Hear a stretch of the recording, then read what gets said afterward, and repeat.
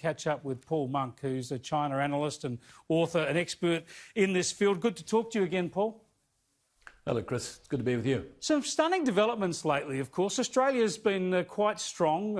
In diplomatic terms, you could even say strident in saying that there must be an independent investigation of the origins of this pandemic in China, of course with Chinese cooperation. But Beijing has hit back very strongly, hasn't it? Yes, it's all very well to talk about our government being a little strident, but the Chinese government in recent years under Xi Jinping has been strident at the drop of a hat.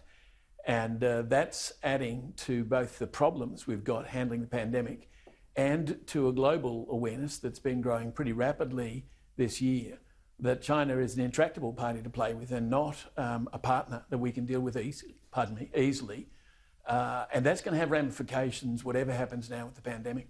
They are behaving like bullies. I mean, their ambassador today now, reminding Australia of the possible economic consequences of offending Beijing. I mean, this is China throwing its considerable economic weight around. It is indeed, and it's, I've got to say, singularly inappropriate in the circumstances. The regime in Beijing has signed up to a number of international agreements, and it's, as everybody is aware, it's a member of the World Health Organization,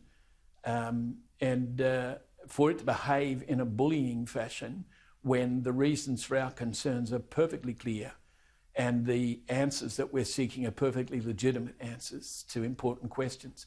That's a very worrying sign. It's a sign that the growing hubris of the Beijing regime, of the Communist Party, is starting to get out of hand.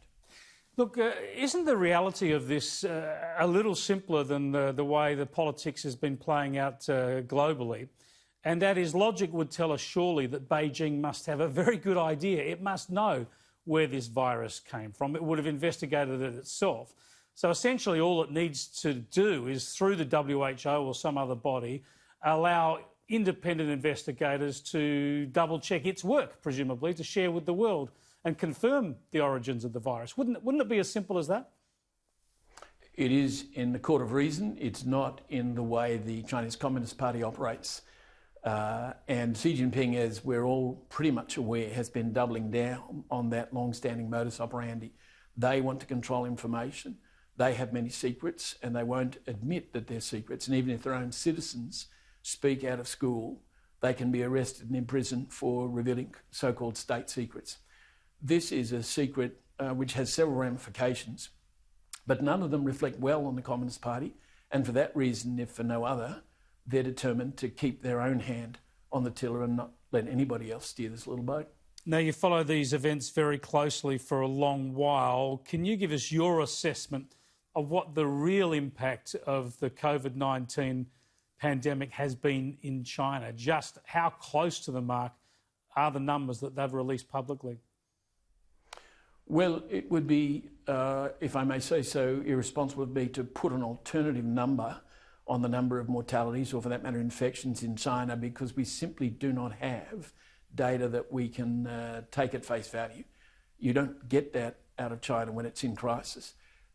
People may recall things like, for example, the melamine infant formula crisis of about 12 years ago, where the official figure of the number of babies who died was 6. I have very good information that the number of babies who died at that time was about 1,200. That doesn't mean that you multiply by the same ratio to get the number of deaths from coronavirus, but it does mean that the party doesn't do statistical truth well. It's not transparent. And we certainly know they won't have underestimated it. Almost certainly. They did adjust it upward recently, but... Yeah, 1,500 in one day. Exactly. Sorry, I missed that. Yeah, sorry. They adjusted the death toll up by about 1,500 in one day, which was a massive jump. I just want to get two other points from you before we let you go, Paul. Firstly, on this issue of how to deal with China, John Howard has warned that you don't want to go too far and destroy our economic relationship by pushing back over coronavirus. That's obviously true and wise, but it's very difficult in these circumstances, isn't it, just to judge it right. You want to get transparency on the virus, but you don't want to do that economic harm to ourselves. No, but let's be clear that we shouldn't put the blame on ourselves. We've been speaking in measured terms and asking perfectly legitimate questions. What the Communist Party is doing is saying, you don't get to ask those questions and we're not required to answer them. You just basically follow our script. And they're threatening to derail the economic relationship, not us. We have to therefore think strategically in this regard. And if they're prepared to seek to bully us economically over a matter that's of global common concern, then we need to work with others to push them back into a corner, because this simply can't work. We've profited handsomely from the relationship over the years. Let's be clear about that. And we have every reason to want a thriving economic relationship with China. But the Communist Party is causing problems, not us. Yeah, spot on. Now, speaking of matters that Beijing might know a lot about and we need some transparency on, is Kim Jong-un alive or dead? Well, I wish I could say he was dead. He's a singly unpleasant character. But the nature of North Korea is that it's even more opaque than China. And there are a number of possibilities here. One is that he has in fact died and the regime is keeping mum about it because they have to handle the problem that's presented them with, which may well surface shortly in internal wrangling or another purge. Another is that he's testing the water to see how the world responds if it's rumoured that he's dead. That's the kind of game the Kim family has played for decades. Yep. So I've got to wait like everybody else and not just read the tea leaves or jump to conclusions. But there have been conflicting reports, as you're aware, and I expect that will be clarified at some point in the next few weeks. Thanks, Paul. Appreciate your insights.